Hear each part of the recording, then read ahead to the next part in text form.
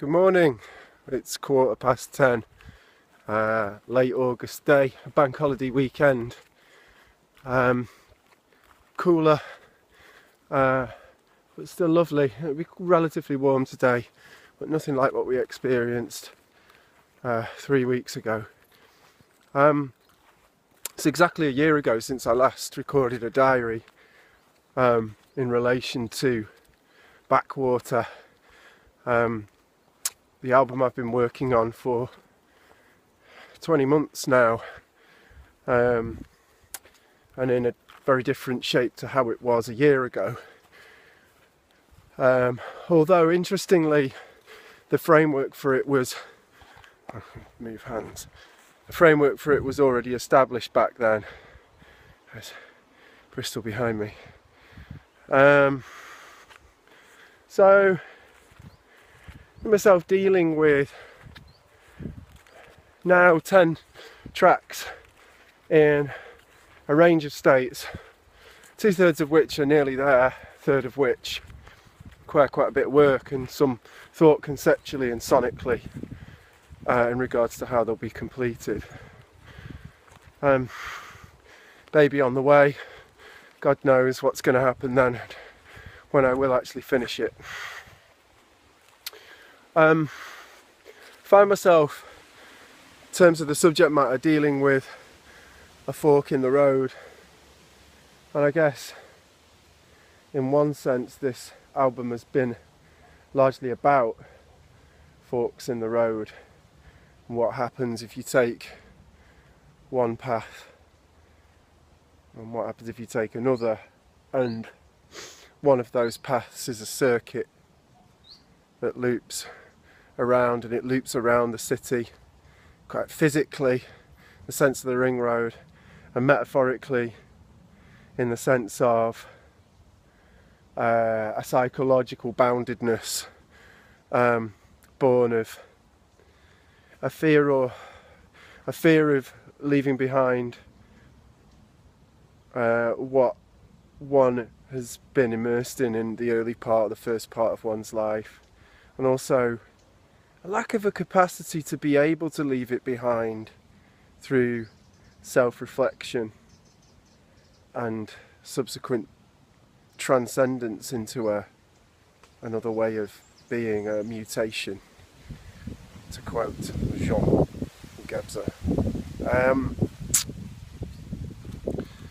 So the fork that's been really interesting is the returning to talking about the influence of the peeking through the veil experience of taking LSD in a certain environment, which is the opening point of the album at the age of 16, as I and my friends were back then, possibly 15 actually, not quite 16.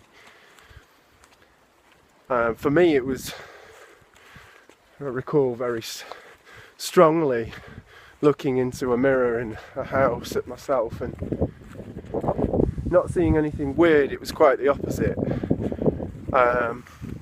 rather seeing something that felt very fully who I was there and then in front of me. And I remember whispering the words, "So this is tripping." It's probably the only words I had at the time.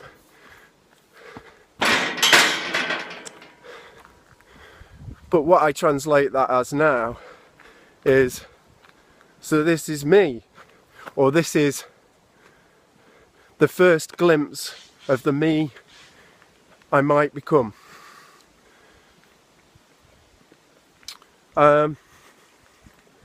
So on the first track on Backwater, the play there is to move that to Brighton Beach and by the water, because there's lots of interesting reasons to be on a beach and by water, and there's something circular about that with the way I'm hoping to end the project.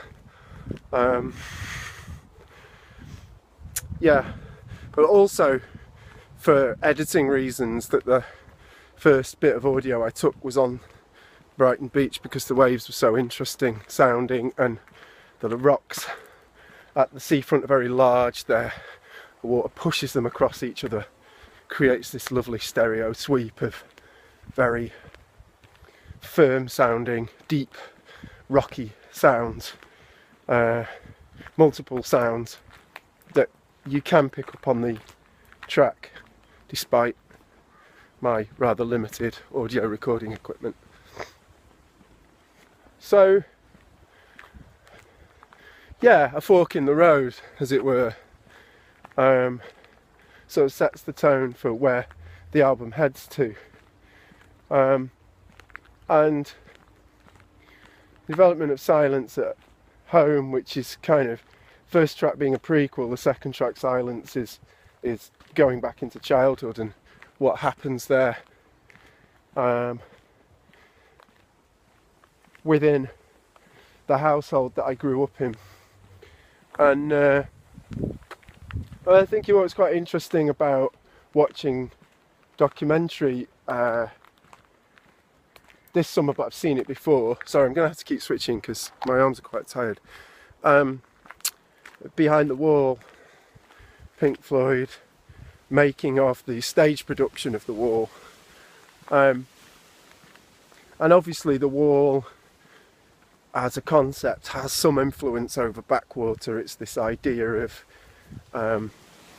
building an emotionally mute space around oneself as a means of psychic survival.